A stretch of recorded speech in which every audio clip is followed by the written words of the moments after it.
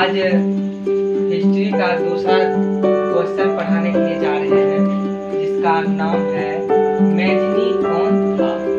अब मेजनी के बारे में हम लोग को जानना है। क्या जानना है? मेजनी के बारे में हम लोग को जानना है कि मेजनी था कौन, मेजनी कौन था। अब देखते हैं मेजनी इटली में राष्ट्रवादियों के ग्रुप दल कार्बोनरी का सदस्य था। ग्रुप दल कार्बोनरी का कौन था? सदस्य। वह सेनापति होने के साथ साथ गणतांत्रिक विचारों का समर्थक तथा साहित्यकार भी था। वो क्या था? सेनापति भी था और गणतांत्रिक जो था उनके विचारों का समर्थक भी था। और 1830 ईस्वी में नागरिक आंदोलनों द्वारा उसने उत्तरी और मध्य इटली में एकीकृत गणराज्य सत्यापित करने का प्रयास किया।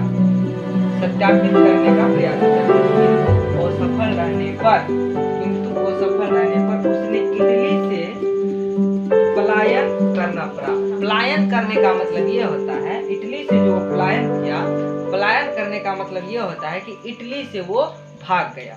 इटली से वो भाग गया और दूसरे शहर में जाके बस गया, अनजान शहर में जाके वह बस गया। पलायन का मतलब हम लोग समझ चुके हैं। पलायन का मतलब क्या हुआ? यानी कि एक शहर से छोड़कर एक दूसरे शहर, अनजान शहर में जाना, छोड़कर भाग गया। और 1845 ईस्वी में मेटरनिक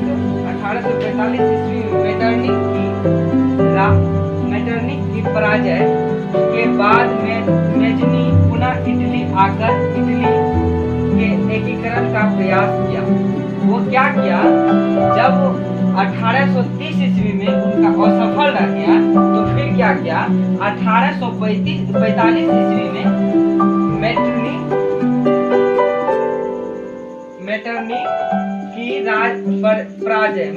की राज पराजय जो था के बाद मेजनी पुनः इटली आ गया। मेजनी क्या किया? फिर इटली आ गया। फिर इटली आकर उसने एकीकरण का प्रयास किया। फिर से वो प्रयास करने लगा, वो जीत। किंतु इस बार भी वो क्या रहा? असफल रहा। वो इस बार भी असफल रहा। असफल रहने पर वो और उसे पलायन करना पड़ा, यानी कि फिर से भागना पड़ा। फिर क्या किया उसने? उसका कहने का भाव यही है कि मेजनी जो था, मेजनी राष्ट्रवादियों के गुप्त दल कार्बोनरी का सदस्य था। मेजनी कौन था? मेजनी राष्ट्रवादियों के गुप्त दल और कार्बोनरी का सदस्य था। हम लोग को ज्यादा नहीं पढ़ना है, मुझे सिर्फ याद करना क्या है कि मेजनी राष्ट्रवादियों के गुप्त दल कार्बोनरी का सदस्य था। मेजनी कौन था? हम लोग को याद हो चुका है, राष्ट्रवादियों के गुप्त दल और कार्बोनरी का सदस्य था। मुझे यहाँ तक याद है। याद हो गया तो अब फिर क्या करना है? इसके बारे में जो क्या मेजनी साहब ने वो मुझे जानना है। वो क्या किया वो देखते हैं। वह सेनापति होने के साथ गणतांत्रिक विचारों पर समर्थक तथा साहित्यकार भी थे। वो सेनापति था। सेनापति